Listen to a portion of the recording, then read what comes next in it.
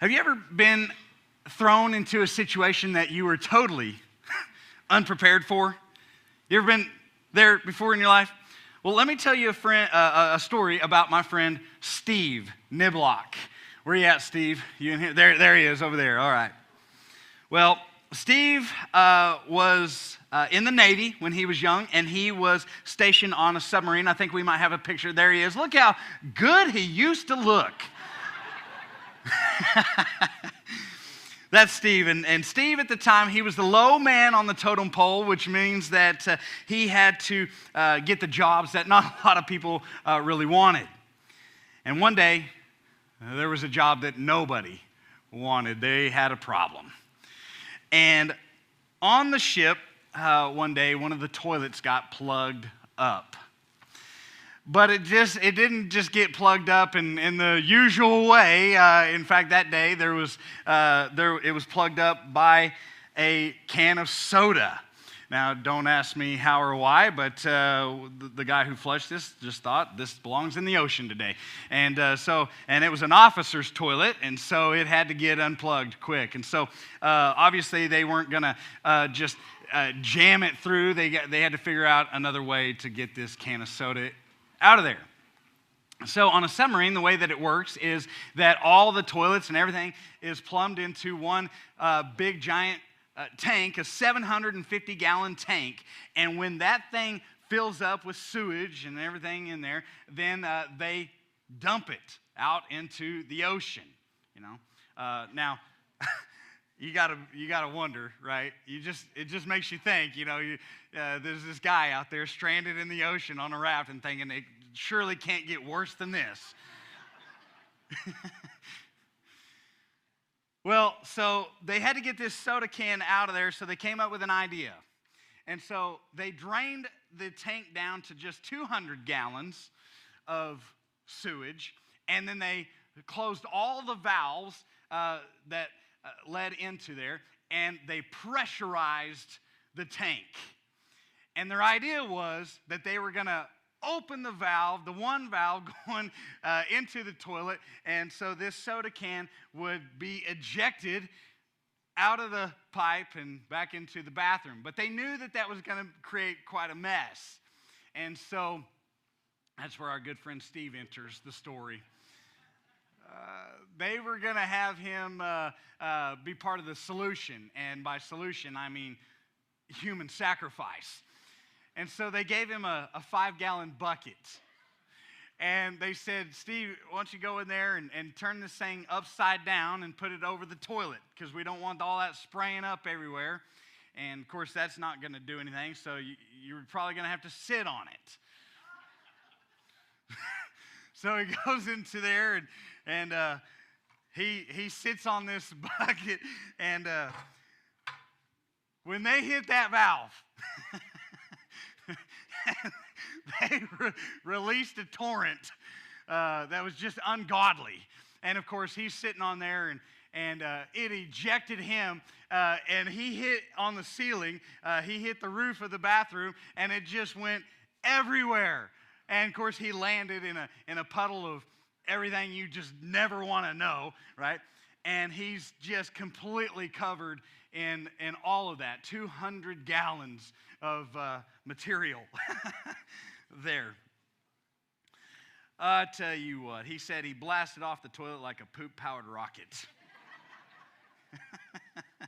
He was covered, stunned, and smelled like the end of the world. And he said, I couldn't smell anything for a week. I couldn't taste anything for a week. But he said, it's not even the worst part. The worst part was that they served corn 2 days before that. And so for the next day or two, he was picking out corn from his big beard that he had. Here's the point, if you're wondering. If you walk into a battle with a 5-gallon bucket as your shield, right, you're not gonna last. You're not gonna make it in this battle, right? And see, we talked about last week that we are in a war. We are in a war. We can't deceive ourselves or put blinders over our face and just think, no, it's just bad luck, or it's just, how the world goes. Satan is after you. He has you marked. And we walk into this with our own armor, and it's nothing but a 5-gallon bucket, and it's not gonna work. It's not gonna do. You'll eventually come to that place in your life where you realize this ain't working. It ain't cutting it. It wasn't even close. It's not gonna happen. And that's why Paul says in Ephesians chapter 6, and that's where we're going to be again today. In Ephesians chapter 6, he says what? Be strong what? In the Lord and in His mighty power. He doesn't say, hey, work out, get spiritually strong so that you can come to this fight ready to go. You're never going to be ready on your own. Jesus does not wait for you to be ready. He makes you ready. He says, be strong in the Lord. And if you remember from last week, that be strong in the Lord, Ephesians 6:10, it says in the Greek, it reads better to say, be made strong in the Lord. If you will just show up willing and humble to God, He will make you strong enough for the fight. He will give you the armor. All you have to do is show up and be there. It takes the pressure off. You don't have to be strong enough. You don't have to be ready. He will make you what you need to be. So, Ephesians chapter 6, turn there. If you got your Bibles, turn there. Ephesians chapter 6, verse 10. Let's read that again. It says, finally, be strong in the Lord and in His mighty power. And put on the full armor of God so that you can take your what? Your stand. So that you can take your stand. So that you're not laying there after getting blown up on the floor. So that you can take your stand against the devil's schemes. For our struggle is not against flesh and blood. Again, hey, people are never the enemy. We have to remember that. We're not fighting against people. What are we fighting against? But against the rulers, against the authorities, and against the powers of this dark world, and against the spiritual forces of evil in the heavenly realms. Therefore, put on the full armor of God so that when the day of evil comes, you may be able to what? Stand. Stand your ground. And now, after you have done everything, what? To stand. Stand firm then with the belt of truth. Now he's going to get into the specific pieces of armor. And for the next 3 weeks, I want to go into those specific pieces of armor. Look what he says. Stand firm then with the belt of truth buckled around your waist, with the breastplate of righteousness in place, and with your feet fitted with the readiness that comes from the gospel of peace. In addition to all this, take up the shield of faith, with which you can extinguish all the flaming arrows of the evil one.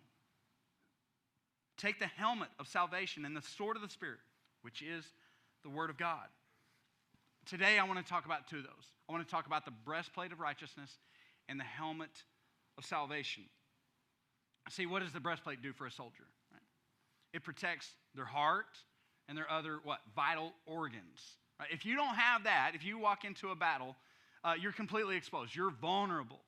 You'll never make it. Not in the way that they used to fight that hand-to-hand combat back then. Totally vulnerable. You'll never make it. Now today we don't wear armor like they used to wear back then. But if you're in the military or if you're a police officer, you're aware that you're probably going to put on a bulletproof vest.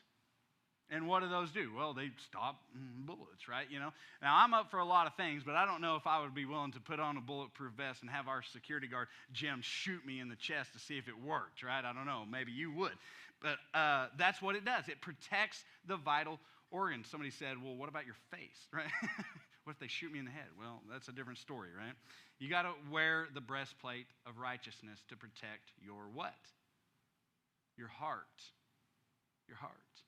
And your other vital organs.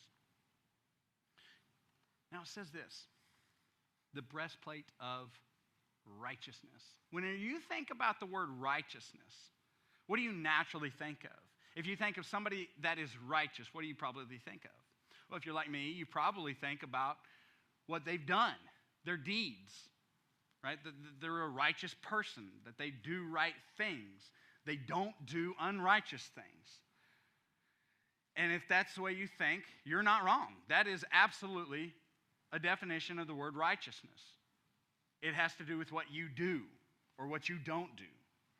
But the other definition of righteous that the Bible uses, and the one that is used right here, is not that. It's not what you do. It is actually what God has done for you. It's your standing with God. Either you are righteous and you have put your faith in Him and He has made you righteous, or you are unrighteous because you have not placed your faith in Him. That is what he's talking about right here, the breastplate of righteousness, right? It's like God looking at you and saying that you are in good standing. We're good. You're completely and totally forgiven. Another word for this in the Bible, one of these Bible words, is justification. That you are justified before God. That Jesus took your guilt on Him. He made a trade with you. And all the things that you have done, all your guilt, all your shame, He said, I'll take that, and what does He give you in return for that? He gives you His perfect record. Not a very fair trade, is it? But one that we would all make. Right? It's like this. If you come to your annual review with your boss, you guys have those, right? You know what those are. And sometimes, maybe some years, you look forward to those because you've been that guy. You've been him, right? And so you're looking forward to this, and you looking forward to a pat on the back, right? And in other years, you're like, oh, I don't know if I want to go in there because this has not been a stellar year for me, right? Yeah, let's just imagine that you've missed deadlines. You've had a poor attitude, right? People don't want to work with you. And you've constantly made mistakes on your paperwork or whatever it is. Your production is not where it needs to be. And so you walk into this meeting and you just know I'm about to get it. But then something happens. When he goes to the file and he pulls out yours, he accidentally pulls someone else's. Somebody with a stellar record. Somebody that everybody loves. Somebody that who's top productivity in your company, and he puts your name on it by mistake. And you walk out of there with a big, whoosh, oh my gosh, whoever's next is really going to get theirs, but I'll take that. Where that illustration breaks down, admittedly, is that God is not making a mistake here. He's not some idiot that accidentally switched up the reviews. He knows what you've done. He knows where you've been. And yet He is still willing to give you His perfect record. He's willing to give you what you don't deserve. And every single one of us would take that in a heartbeat because you have now been made what? Righteous. Righteous whenever we didn't deserve it. That's called justification. Jesus took your sin record and gave you His perfect record. And can I tell you what the biggest mind bend in history is? The Bible says that when God sees you, if you have placed your faith in Jesus, what does God see? He sees Christ, His perfection, His standing. You have been made holy. I don't deserve that. You know I don't deserve that. You don't deserve that either. We know each other. But yeah, we got it. When God looks at you right now, He sees holiness. The breastplate of righteousness. That's righteousness. And that's why Paul wrote in Romans 8, verse 1, he says this, therefore there is no condemnation for those who are in Christ Jesus. No one can condemn you. No one has anything on you. The devil has nothing that he can accuse you with anymore. You are protected. And Jesus doesn't wait for you to be ready. He is the one who makes you ready. breastplate of righteousness. But the other one is the helmet of salvation. Paul mentions that the helmet of salvation is part of this. Now about this, what is the one part of your body that you really don't want to take a direct hit to, right? Yeah, your heart and your vital organs are there, but if there's another part of your body that you don't want to take a direct hit to, it's your head, right? It's your head. Now, if you break your arm, you can cast it. Some of you guys have done that. If you twist your ankle, you'll limp around for a bit, but a serious head injury is game over, and that's why helmets matter so much. I learned this early in my life. Some of you guys know that I grew up in the panhandle of Oklahoma, and we get a lot of tornadoes up there. And when I was in middle school, I was just a little kid, and I found myself at home alone, and I lived way out in the country. And you guys know, we're pretty rural here, but you don't know country like Oklahoma Panhandle country, okay? You look around, there ain't no soul for miles, right? That's where I lived, okay? And I was home alone, and so there was a storm brewing. And I don't know about you. Does anybody else love weather, love tornadoes, love storms in here? All right, you're my people. You're my people, okay? So I'm outside, and the most incredible thing happened. Just west of our house there, a tornado dropped. A funnel cloud dropped down. Man, I was excited, but it was about to get a lot better because I'm watching it, and right to the side of it, another funnel dropped, a double tornado. Is there anything better in the world than that, right? No, I suggest that there is not. And so now, with two tornadoes just west of us heading directly towards our house, I'm home alone. I did what any sensible person would do. I ran inside to go inside to get a helmet so I could go back out there and stand in the tornado. And so I had a football helmet, and so I put it on, and I ran it back outside. And by the time I had done that, either one of the funnels had gone back up or it had merged into one. Either way, it was awesome. There was still one headed directly to our house. There was only one problem. Right before it approached, there was hail that was in front of the tornado. And I was getting hit in the face, because there's a face mask and everything. So I had a solution. So I ran inside, and we had some ski goggles. So I went out there and put these ski goggles on my helmet. I looked like a real winner out there. And so by the time I got back out there, the tornado had approached, and there's all kinds of debris and everything going around, and things are hitting me. But I got my helmet on, right? And so I'm in the middle of this storm, and I remember things are blowing around like crazy, and I'm screaming at God, "Is this all you got?" Well, I survived that day. God had mercy on me. It went and blew some roofs off the hotels in town and things like that, but me, I remained alive. Why? Because helmets matter. I was really smart that day, right? Putting on a helmet. Now listen, Paul's point is here. The helmet of salvation, what does it do for you, right? It protects your mind. It protects your mind. When Paul says, take the helmet of salvation, he's saying this: guard your thoughts. Because that's what the enemy is aiming for, is he not? That's what he's trying to get from you, is for you to change your thinking. Because if he can mess with the way that you think, if he can plant a seed of a lie and get you to believe that, he wins. That's where the battle is. It's a battle of the mind. He'll tell you lies, and he'll try to get you to believe stuff like this. He'll say, you're never going to stop looking at that stuff on your phone. So why try? He'll say things like, your parents they love you, but really what they want to do is control you. They just want to be in control of you. What he'll say is, man, your wife, she cares more about her needs than your needs. He'll say things like, you're too messed up for God to want to be around you. Right? Like, I know he loves you because he loves everybody in the world, but he doesn't enjoy you.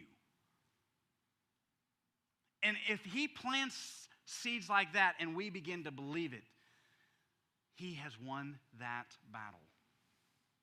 That's why the helmet of salvation is so essential, because this war that we're in, it's a war for your mind.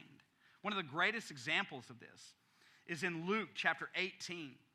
Luke chapter 18, if you got your Bibles, turn over there. Luke chapter 18, Jesus tells a story. And Luke says why he tells the story in verse 9. He says, to some who are confident of their own what? Righteousness. Confident in righteousness. So Jesus sees those people, and so he's going to tell a story and make a point. And he says this, and he looked down, and they were confident in their own righteousness and looked down on everyone else. Jesus told this parable. He said, 2 men went up to the temple to pray. One a Pharisee, and the other a tax collector. The Pharisee stood by himself and prayed, God, I thank you that I'm not like other people, robbers, evildoers, adulterers, or even like this guy. He says it in front of him. He says this, I fast twice a week and I give 1/10 of all that I get. But the tax collector stood at a distance. He didn't even approach. He didn't think he was even worthy. He wouldn't even look up to heaven, but he beat his breast and said, God, have mercy on me, a sinner. God, have mercy on me, a sinner. And he said, I tell you that this man, right, the tax collector, rather than the other, went home what? Justified. That's a big word right there. Justified before God. For all those who exalt themselves will be humbled, and those who humble themselves will be exalted. Now, you would expect the Pharisee to be in the temple, but not the tax collector. I mean, that's the last place that you're going to expect to find a tax collector. And the Pharisee was religious. I mean, this was a pastor. Right? You would expect him to be good and in the temple and doing these things. I mean, he had a good resume. He never got in trouble. He was in church every week. He gave money. Even his cologne smelled better than everybody else. I mean, he was that guy. And when he prayed, he said, God, thank you that I'm not like other people, right? I fast, I give money. And here's what he's doing. He's letting God know how lucky God is to have a pastor like him. Ugh, that's a wild prayer. That's a bold take. As the boomers would say it, he thought he was all that in a bag of fries. Remember saying that? But the tax collector, everyone hated him. When he walks in that temple, people are like, what is he, like, why? Why is he here? He was a thief and a traitor. So when he went into prayer, he wouldn't even lift his head. He just beat his chest and said, God, have mercy on me, a sinner. Now here's the crazy part. Jesus said only one went home righteous with God, justified before God. It was the one who needed a Savior, who knew he needed a Savior. Look, we don't achieve salvation. You guys know this. We don't achieve salvation by stacking up righteous acts. Where do righteous acts come from? They come from salvation. We are saved, and out of the gratefulness of our hearts, that's why we do those things. They're an outpouring, not an inpouring so that we achieve status before God. And if we ever get that mixed up, we are the Pharisee. If we ever thought that we were the one that did these things to impress God, we are the Pharisee. There's a funny thing that happens as we clean up our lives. Whenever you give your life to God and you start living for God, 2 things can happen to us. We can forget how messy we were in the very beginning. It's a good thing, I think, to remember where we were and what God has done for us. I think that's the power of taking communion every week, is we can stop and remember just who we were. And the other thing is that we forget that Jesus is the one that saved us, not ourselves. 1 John 1:8, you guys know this verse. It says this, if we claim to be without sin, right? If we get confident in our own righteousness and we forget that part of who we are, if we claim to be without sin, we deceive ourselves and the truth is not in us. I mean, he's very clear and very blunt. You get the helmet when you come humbly before God and admit that you need him. And if you come in that posture of humility, then what happens? If you came the way that the tax collector came, what happens? Verse 9. If we confess our sins, that he is faithful. Like if we confess that we were unfaithful, it says he is faithful and just and will forgive us our sins and purify us from all, what's the word?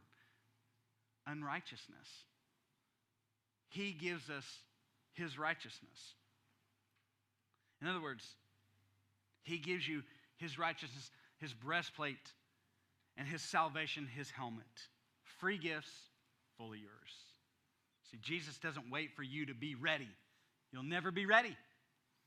He makes you ready. So let me ask you.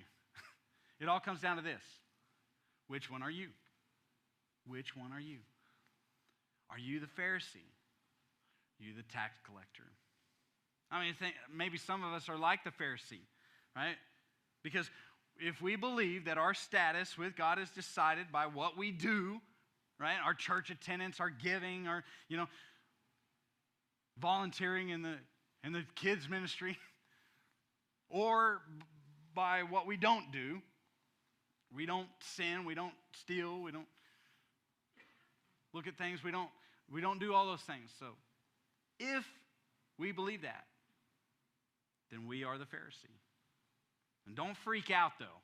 If you're looking at your life and you're saying, oh my gosh, I think I might be a Pharisee. Listen, do you agree with me on this? I think that all of us have a little bit of Pharisee in us. And we have to watch out for that. I mean, some of us at different parts in our life, we are just full on 100% Pharisee. But then other times, it creeps up in our lives. We have to watch out for that. Watch out for that confidence of righteousness. See, the Pharisee didn't go to God to be corrected by God. He went to be commended by God. Listen, we might even have an attitude of superiority. Guys, do you look at other people and you just look down on them? Maybe you don't ever say it. Maybe it doesn't come out of your mouth, but do you actually look down on other people?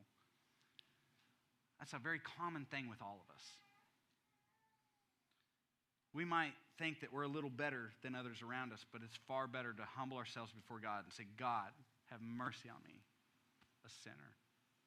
We all know the story of the Titanic. In 1912, the Titanic set sail from England on its maiden voyage, and it was the biggest, most luxurious ship in the world that the world has ever seen. And the people who designed it actually said that it was, you remember? It was unsinkable. Yeah, that's what they said. That was their words. And the designers were so confident that they only put 20 lifeboats on board. Why did they do that?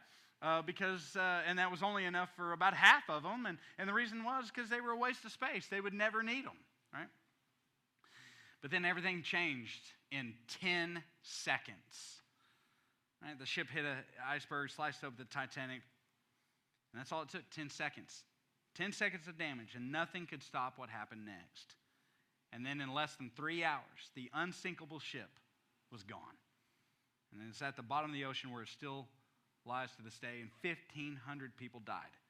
And they didn't die just because the ship sank, but because they didn't have what they needed when it mattered most. They didn't have what they needed when it mattered most. And I just wonder how many of us are living that same story, confidence in our righteousness and thinking, I'm good, I'm fine. But deep down, you know that you're not. You don't have the helmet. You don't have the breastplate because you haven't stood there and said, I cannot do this on my own. You have not said, I need Jesus. And some of you haven't done the uncomfortable work of repentance. And so I want to say, do the uncomfortable work of repentance. Neither that iceberg that day nor Satan on this day, they don't care about your confidence. The question is, are you right with God? Or are you standing on the deck of a sinking ship telling yourself, I'll be fine. I'm a good person. There's no way that God would let me go to hell. See, our confidence doesn't change reality. And one day you'll realize that you didn't have what you needed when it mattered the most. That's one kind of person, the Pharisee. But the other kind of person is the tax collector. And others of you're like the tax collector. You already know that you need God. You know that. You understand that. You're not pretending. You're not fooling yourself. You know that you're messed up. I know I'm messed up. You know you're messed up. We're there. You're not fooling yourself, and you felt the weight of the guilt and shame. And maybe the reason that you haven't said yes to Jesus, though,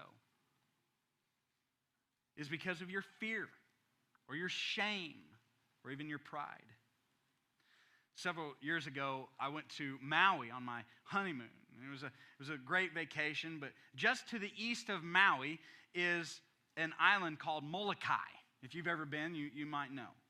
In the 1800s, Molokai was used as a leper colony.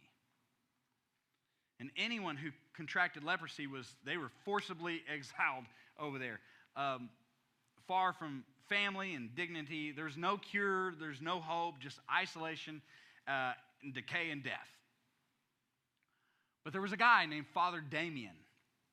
He was a young Belgian priest, and he volunteered to move there. Not just to visit, but to live there, live among the lepers. And he served them, and he washed and bandaged their wounds. He built homes, and he dug graves, and he preached hope, and he touched those untouchables there. And for years, he lived untouched by the disease. But one day, standing before the people he loved, he didn't begin his sermon with, my brothers and sisters. He began it with, we lepers. He had contracted the disease, and yet he stayed. He didn't flee. He chose to remain. And he continued serving, living, and identifying with them. And he died a leper. And when he was buried, the people of Molokai would not let the church take his body. They said no. And they said, he is one of us. Here's the truth.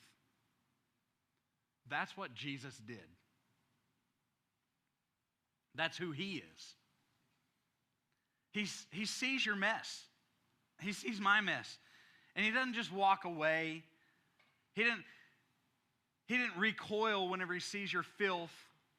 That's grace. That's justification. Jesus didn't just visit the broken. He became broken to make us whole. He became like us, not in our sin, but in our suffering. And he didn't do it because you earned it. All we ever did was make a mess. He didn't do it because you cleaned yourself and he wanted to finish it. No, we are unable to clean this. No. He washes you because that's what he does. Maybe you're more like that tax collector and you know that you're a mess inside and you know that you cannot clean this up yourself. You're very aware of it. But you've been waiting to make a decision for Jesus because you're scared or ashamed or you don't think that you're ready. Well, let me say something to you this morning. This is your moment. You don't have to wait. He's ready for you. Take the courageous step of surrender. Because here's what Jesus said. He said, only one of them went home right with God. You see, the one who sees you best is the one who loves you the most. Jesus doesn't wait for you to be ready. He makes you ready. Every single day, we need to confess our sin and humble ourselves and admit that we need him. And he will take it from there. Look, all we have to offer is a 5-gallon bucket. That's what we bring to this. Jesus doesn't wait for you to be ready. He doesn't look at what you offer and say, "Yeah, that might work." No. He understands this is never gonna work. You'll never be ready on your own. And that's not a slam. That's not an insult on us or you or me. Right? I don't look at my kids and get upset whenever they can't beat me in a foot race. They'll never have the skills to do that. Let go. Let go of your 5-gallon bucket. Let it go. Stop. We look ridiculous trying to do things on our own, holding this 5-gallon bucket for what's about to come. And hold on to Jesus. Hold on to Jesus. This is your moment. Let me pray.